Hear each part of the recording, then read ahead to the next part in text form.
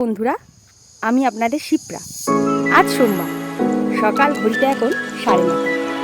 কাল রাতে আমাদের এইদিকে প্রচণ্ড ঝড় হওয়ার কারণে রাস্তার দুধারে যেসব গাছগুলো ছিল, দেখুন সেগুলো পড়ে গিয়েছে।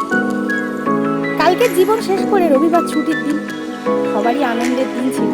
আবার আজকে আমি স্কুলে যাওয়ার জন্য রেডি হয়ে এই পথটা দিয়ে হেঁটে হেঁটে যাব। কি অবস্থা দেখুন, এই গাছগুলো আমাদেরকে ছায়া দেয়। এই রাস্তা